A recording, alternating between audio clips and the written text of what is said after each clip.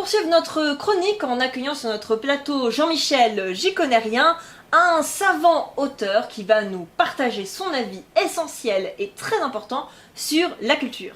Bonjour monsieur J'y connais rien, merci bien évidemment d'être venu avec nous sur ce plateau, notamment pour nous parler de votre tout nouveau livre, La culture, j'en ai rien, Nacaré, aux éditions Gaillard. Et donc, vous allez un petit peu nous développer vos idées, notamment celles qui affirment que la culture coûterait trop cher. Est-ce que vous pouvez nous apporter quelques petites précisions, s'il vous plaît? Oui, effectivement, des millions, voire des milliards d'euros sont investis dans un domaine qui est extrêmement peu utile et qui, faut se l'avouer, évidemment, ne rapporte pas grand-chose. Par conséquent, je propose que nous arrêtions d'investir dans ce domaine inutile, et notamment en faveur de ces saletés de fonctionnaires qui se gaussent devant des œuvres d'art, et que nous investissions dans de vrais projets d'avenir, effectivement. Oui, bien sûr, monsieur J'y connais rien, c'est évidemment ce que vous affirmez dans votre ouvrage, mais justement pour rebondir sur cette réflexion très pertinente, je voulais signaler notamment que le budget de la culture comprend également le monde de l'audiovisuel et le monde de l'édition, et donc peut-être sans lui vous ne seriez pas là. Qu'est-ce que vous répondez à cela ? Oui, enfin, ne me faites pas dire ce que je n'ai pas dit, le monde de l'audiovisuel, c'est très différent, tout comme le monde de l'édition, bon. Voilà. Ah là là, la culture qui coûte trop cher, un argument souvent ramené lors d'événements tels que l'incendie de Notre-Dame de Paris ou la crise des intermittents. Mais, qu'en est-il réellement ? Et cette question en pose une autre qui est celle du rôle de l'État dans la culture et notamment de son ministère qui est bien présent mais très souvent invisible. Et lorsque l'on voit l'arrivée d'initiatives telles que le loto du patrimoine, ça pose de sérieuses questions vis-à-vis de ses actions. Bref, aujourd'hui, on en parle. L'argent qui est dépensé par l'État au nom de la culture est aujourd'hui excessif. Ça rappelle des moments de l'histoire de France qu'on aimerait voir liés. À un moment où vous devenez français, aux ancêtres, ce sont les Gaulois. L'histoire de la traite négrière et de l'esclavage et l'histoire d'un crime contre l'humanité. Cette cathédrale, nous la rebâtirons.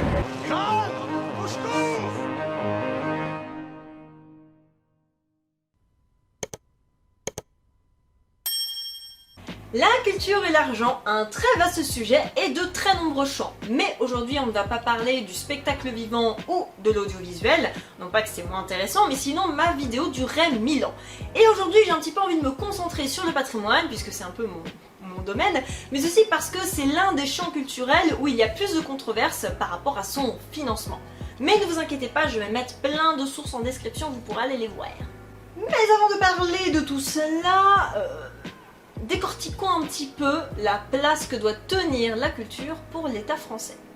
Tout commence en 1959. André Malraux devient le Premier ministre en charge des affaires culturelles à la tête du ministère du même nom créé par Charles de Gaulle. Malraux va avoir un rôle prépondérant puisque c'est à travers lui que de Gaulle veut faire rayonner la France à l'international grâce à la culture, et ce, juste après l'effet dévastateur de la Seconde Guerre mondiale. Il crée alors les maisons de la culture, ainsi que les DRAC, Direction Régionale des Affaires Culturelles, qui jouent toujours un rôle d'intermédiaire entre l'État et la région aujourd'hui. C'est alors l'heure de la démocratisation culturelle, même si ce terme n'est pas utilisé à l'époque, puisqu'on veut rendre la culture accessible à tous. Sauf que dans les faits, cette accessibilité de Malraux elle est remise en doute. Bah oui, alors qu'aujourd'hui on a ce qu'on appelle des outils de médiation, c'est-à-dire des panneaux, des petits cartels, des gens qui vous expliquent pourquoi l'œuvre d'art elle est comme ça. Et bien à l'époque, il n'y avait rien de tout cela, le spectateur devait vivre un choc artistique. Bref, il fallait que le Saint-Esprit de la culture t'illumine quoi. Par ailleurs, les cultures plus populaires sont mises de côté et le rôle de l'éducation populaire également. Même s'il s'attache à tous les domaines, que ce soit musée, théâtre, musique, etc., seuls sont acceptés l'art et la culture dits traditionnels. C'est sous Jack Lang que ce paradigme va changer puisque outre la démocratisation culturelle qu'il renforce avec la mise en place de la fête de la musique, ou des journées du patrimoine, ou encore de la limitation du prix du livre, c'est à lui que revient le concept de démocratie culturelle. La différence réside dans le fait que toutes les cultures sont acceptées. Ainsi, contrairement à sous Malraux, les cultures dites populaires sont également associées, notamment dans la musique, et la culture devient une mission d'État et joue un rôle social. Elle permet d'affirmer les identités, mais aussi les communautés, pour rendre la population plus ouverte d'esprit. Oh, c'est tout mignon, on se croirait dans les bisounours, dis donc. Ce rôle de la culture s'est redéfini à travers les années. Actuellement, on parle surtout des droits culturels, c'est-à-dire de donner le droit à toutes sortes de populations, notamment d'origines étrangères qui sont venues habiter en France, ou celles écartées socialement, comme dans les banlieues, de revendiquer elles aussi leur propre culture, souvent peu ou mal considérée, à travers des événements ou des créations que la collectivité en charge doit aider à être produites. Justement, parlons de ces collectivités, puisque certes il y a l'État, mais il y a aussi tous ces services déconcentrés, c'est-à-dire l'État qui se divise en plusieurs morceaux dans tout le pays, quoi. Le ministère de la Culture et de la Communication se divise en 3 administrations. La Direction Générale des Patrimoines, la Direction de la Création Artistique et la Direction des Médias et Industries Culturelles. Ensuite, on a les DRAC qui, comme je le disais, se trouvent au niveau régional et sont les principaux interlocuteurs pour les acteurs culturels dans les régions. Ensuite, on a les institutions dans les collectivités, musées, salles de spectacle, etc., qui sont gérées à différentes échelles, communales, intercommunales, départementales, régionales ou même nationales, car en France il existe plusieurs musées nationaux par exemple. Il y a alors plusieurs métiers qui y agissent, les conservateurs du patrimoine, les architectes des bâtiments de France, les archéologues, régisseurs d'œuvres d'art, galéristes, restaurateurs, médiateurs culturels, producteurs, directeurs artistiques, techniciens du spectacle, comédiens, artistes, bref, il y a du people. Et ce people, il faut les payer, payer les monuments, payer le transport d'œuvres d'art, payer les spectacles, bref, il faut du budget. Ce budget a donc été créé sous André Malraux et était d'environ 0,3 à 0,43% du budget total de l'État. En 2012, il passe à 7,4 milliards d'euros et en 2016, il est de 9,4 milliards d'euros. Déjà, même pas 1% du budget total, ça fait quand même relativiser quant au prétendu coût de la culture. Et ce palier qui a été franchi en 2016, ce palier des 1%, eh bien il avait été voulu par André Malraux, mais il avait été difficilement atteignable depuis lors. De plus, on remarque qu'une large partie est consacrée à l'audiovisuel, d'une part de 4 milliards d'euros, tandis que le patrimoine représente 1 milliard d'euros.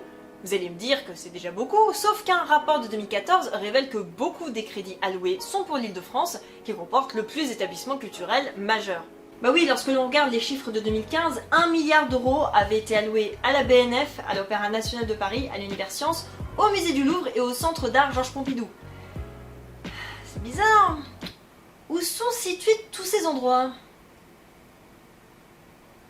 En plus de démontrer le problème de la centralisation de la culture sur Paris, les collectivités de province doivent se débrouiller pour trouver des fonds, ce qui explique l'augmentation extrêmement forte du mécénat ces dernières années. En gros, ce sont maintenant souvent grâce à des entreprises qui veulent améliorer leur image, telles que Total, EDF, que l'on peut avoir des financements pour des événements ou des projets culturels. Tout cela s'explique notamment par le fait que ça va pas très bien au ministère. Si l'on prend son histoire récente, la ministre de la Culture de Hollande au début de son quinquennat, Aurélie Filippetti, ne continuera pas sous Manuel Valls en 2014, car elle ne se serait plus en accord avec la politique menée, et sa déception vis-à-vis des actions de Hollande est manifeste. Bon, ça part mal. Elle est remplacée par Fleur Pellerin, à qui on aurait juste demandé d'aller voir Jack Lang, qui a des idées et de se taper des spectacles, et qui globalement a essayé de faire des trucs sans grand succès, puisque le ministère ne serait donc plus un ministère pour créer des choses et améliorer, mais plutôt pour accompagner ce qui a déjà été fait. Entre 2012 et 2014, le budget aura baissé de 6%, d'où la forte augmentation en 2016. Puis vient Françoise Nyssen en 2017, qui ne s'est pas très montrée à l'aise dans son rôle de ministre. Pourtant, comme vous le savez, les ministres sont toujours très bien choisis pour leurs compétences. Et qui sera suivi par Franck Riester en 2018, à qui on verra son bilan quand il partira lui aussi. Mais enfin ça sera après qu'il soit guéri du coronavirus, parce que là c'est mal barré. En quelques années, 4 ministres de la culture se sont succédés et des variations fortes de budget également. Bref, la culture ne serait clairement plus une priorité pour le gouvernement et les différents remaniements n'aident pas à mener des politiques culturelles durables et cohérentes. Mais bon, quand on remanie autant ces ministères, c'est bon pour personne. Puis là, vint Stéphane Bern. Là j'avoue, Stéphane Bern qui arrive comme le monsieur patrimoine de l'Élysée, j'ai cru en un camoulox. Dès septembre 2017, Stéphane Chou se sent prêt, motivé, avec une mission, même bénévole, qu'il entreprend pour 6 mois, pour sauver les monuments en péril. Bon, là on peut dire que, malgré le fait qu'il soit controversé puisqu'il reste un présentateur télé, entre l'achat d'un château qui va dépérir et ses différents discours vis-à-vis du patrimoine, aucun doute qu'il a dû prendre cette mission véritablement à cœur. Triste quand même d'en arriver à demander à un présentateur télé de faire cette mission, au lieu d'avoir un ministre investi dans ses actions. En mai 2018, il annonce son loto du patrimoine, une opération pour essayer de sauver des monuments qui vont être oubliés du budget déjà serré du ministère. Bah oui, aujourd'hui le patrimoine, cela ne représente plus seulement des châteaux ou des monuments dits classiques, mais aussi des usines, des petites bicoques, des aménagements urbains, bref, des lieux qui représentent un patrimoine local qui doit être sauvegardé. C'est ce qui s'est notamment passé pour toutes les usines qui ont peu fermé et qui ont représenté une histoire locale, nationale et personnelle forte, comme les mines à charbon par exemple qui peuvent aujourd'hui se visiter. Il s'agit maintenant de sauvegarder la mémoire de tous ces ouvriers qui, un jour, ne seront plus là pour raconter ce qu'ils ont vécu. Car derrière, on parle de personnes qui ont une histoire personnelle, affective, très importante avec ces lieux-là, et comme le patrimoine, ça désigne étymologiquement l'héritage laissé par nos pères, vous comprendrez que tous ces lieux-là, eh bien, il faut les sauvegarder, les entretenir, pour les transmettre aux générations futures. Ce super loto était donc une idée pour essayer de sauver des monuments isolés et peu reconnus. Ces derniers doivent candidater pour convaincre le gouvernement de leur intérêt patrimonial et historique, ainsi que de leurs besoins de restauration. 18 devaient être sélectionnés pour être restaurés en priorité sur 269 sélectionnés pour recevoir entre 100 000 et 1 million d'euros chacun. 12 millions de tickets ont donc été mis en vente, qui coûtent certes 15 euros, mais dont seuls 1,52 € sont reversés à la Fondation du patrimoine. Le reste, récolté par la Française des Jeux, devait être transmis à un fonds spécial pour le patrimoine. Vous sentez le conditionnel dans ma phrase ou pas ?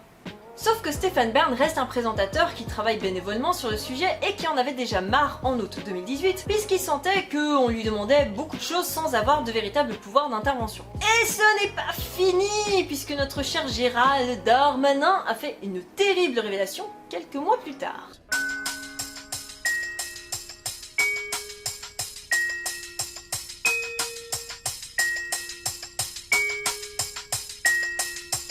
Les recettes en dehors des frais de gestion de la Française des Jeux sont affectées à ce qui était prévu, c'est-à-dire le patrimoine. Après, on a fait un loto, si j'ose dire, qui, comme tous les autres, crée des taxes qui sortent. Les recettes qui viennent de la Française des Jeux, du loto du patrimoine, sont intégralement, évidemment, affectées au patrimoine.